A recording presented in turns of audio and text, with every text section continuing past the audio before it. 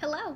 If you've never been on my channel before, I'm AmazzonKane, I'm a writer, I obsess over Anaconda, I do rewatch videos, that's what this is, and my ultimate goal is to run an official reboot of the series, and you can see what that would look like on my channel as I organized a small team to revamp the theme song.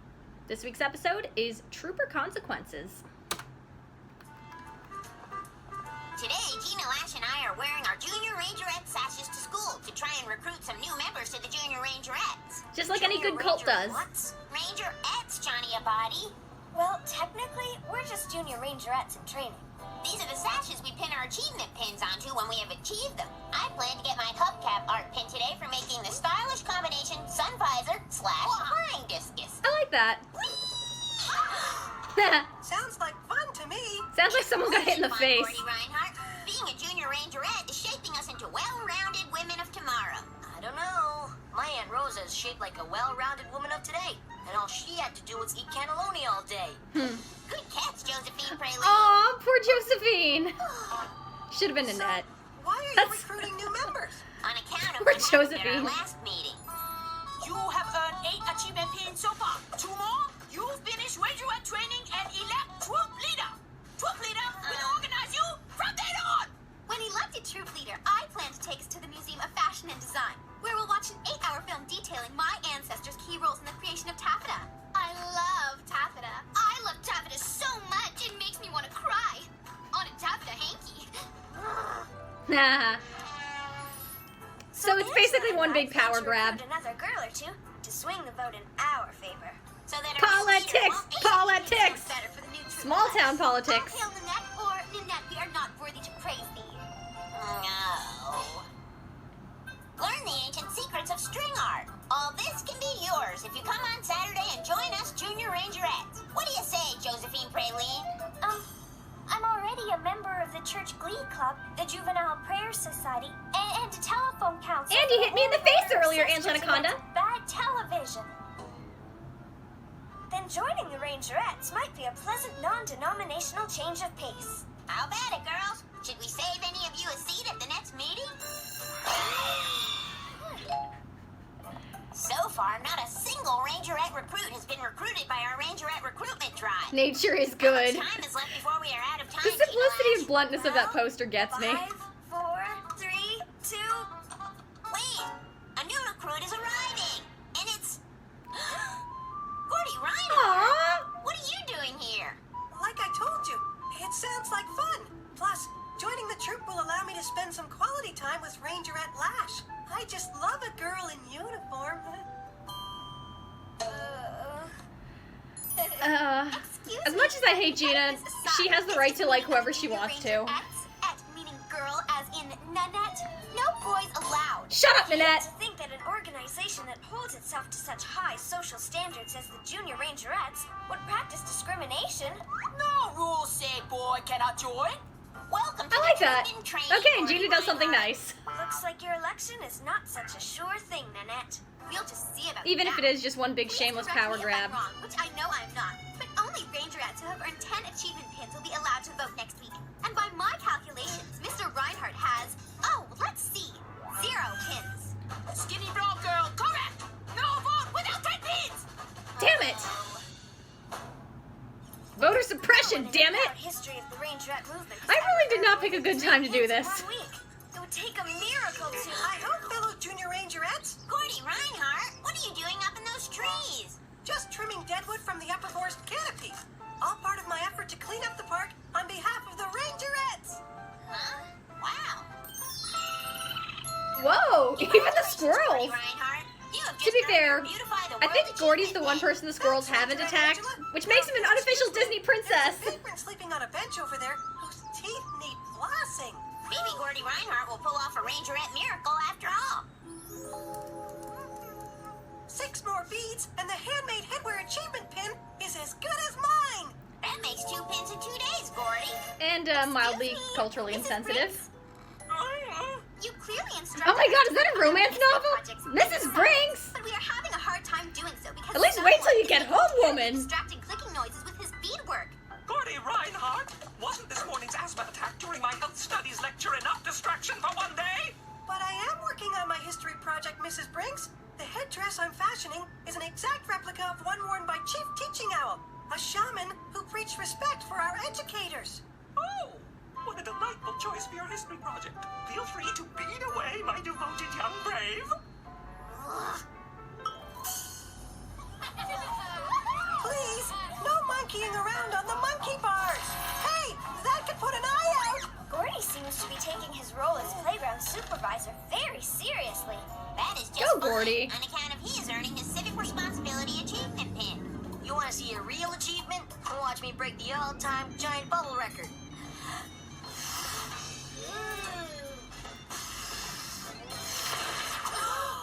Aw. Stand back. It's Heimlich time. Wow. Kindly watch where you're Heimliching. That gun could have ended up entangling in my golden locks. Not only was shooting Johnny Abadi's gum at Nanette really cool, Gordy Reinhardt, it also earned you a Rangerette First Aid Achievement pin.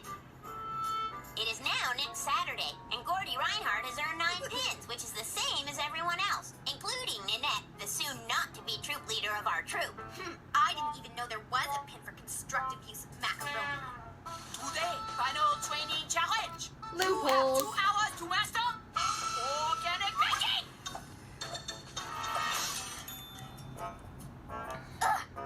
So now I am looking forward to achieving my final achievement pin and becoming a full-fledged junior rangerette.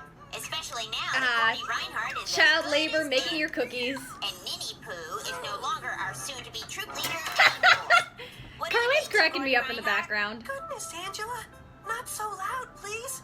This granola fluff souffle is very delicate. The slightest vibration could cause it to collapse. Gordy. I am preparing some delicious all-natural belly buster brownies. Hey, where did all my batter go? Maybe I mistakenly made Gina. belly buster shrinking brownies by mistake. Mistakes happen, Angela. God damn it, Gina. My souffle! Oops. Silly me to God damn it, Nanette. over the stack of incredibly loud baking pans. It's ruined! Oh no, Gordy Reinhardt, what are we going to do? We're almost at it. You call this souffle? I call it souffle. No 10 pin for you. Come back next year. Oh no, all the same to me. Ha! But wait! It wasn't his fault. It's okay, my friends. I could have played it safe and made muffins, but no!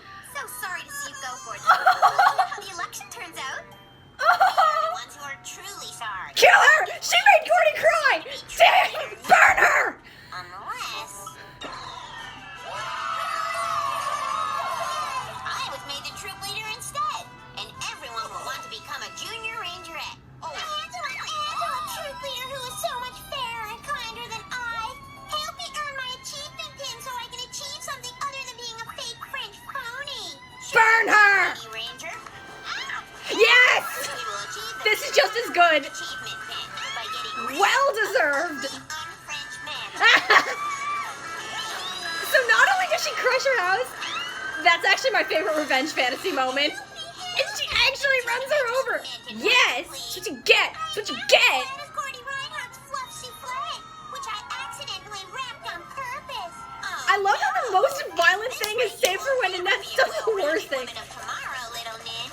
But do not worry. On account of Rangerette Abadi is ready to achieve his first aid pin. Oh my. Well, that's weird. Looks like it is Heimlich time once again.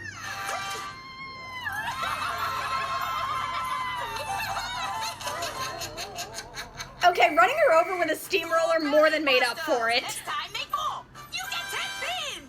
Unlike Angela, I made ample amounts of my delicious cheesecake. It's topped with fresh red currants, which I had my own personal chef pick from my own personal garden only this morning. Of all the acts of poor sportsmanship, my delicious red currant cheesecake ruined. I heard you say you used fresh red currants picked today. So, Red currant season isn't for another 2 months. Those must be red beanberries, which look like red currants, but are known to cause serious gastrointestinal distress. Gordy saves the day. You almost give me diarrhea. No 10 pin for you. what? You can't. Gordy Reinhardt get very, very awareness pin. No vote. No troop Aw. leader is Gordy Reinhardt. Surely you don't want to belong belong to a club that won't have me as a leader. Congratulations, Rangerette Rhino. Honestly, no big loss. These are red currants. Yep, and they're out of a can. I can tell the difference. Maybe we should tell Ms. Yamagaki. Honorable. You already won the civic responsibility pin, Gordy. Let's just keep it a secret amongst us Rangerettes. Wow. That's politics for you. Honestly, there's a lot going on in this episode. First of all, Gordy's really sweet and likable here. I really do like that. I don't like that the ending, the last few seconds, completely robs him of his hero moment.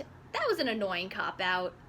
Plus, it makes Angela look just as underhanded as Nanette, which may be the point, which is kind of funny, but I'd still rather see Gordy being the honorable person having his hero moment anyway. Either way, though, this episode is a really interesting look at small-town attention-seeking politics. Obviously, there's a lot that can be connected to the madness that's going on around now, but this stuff goes on everywhere, and I've seen this in small towns. It does happen. Status-chasing, attention-seeking, elections where you may not have any real power, but people vie for the status anyway, just to one-up their arch-enemies. Thing is, even though Angela does get underhanded the way Nanette does, I don't hate her for it. In fact, I think it's really funny. And Nanette is particularly awful here. How dare she make Gordy cry? She deserved that vengeance. And this is one of my favorite moments in the entire show. I love when Angela just steamrolls her, crushes her house, and then runs her over. Actually does it, too. No fade to black, no cutting away, straight up runs her over. It's just so beautifully violent, and it's so deserved here. So well deserved. Yeah, it's really funny to see just the power grab going on between these two. I also really like that the episode doesn't harp a ton on Gordy being a boy wanting to do this.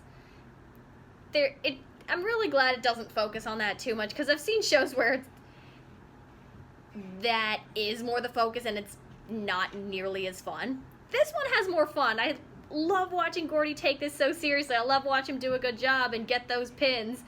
I really like the setting. I find that really interesting and different. Yeah, there's definitely some stereotypes in there and some things that you wouldn't see today. I've talked about this before. Obviously, Miss Yamagaki is a one-note stereotype.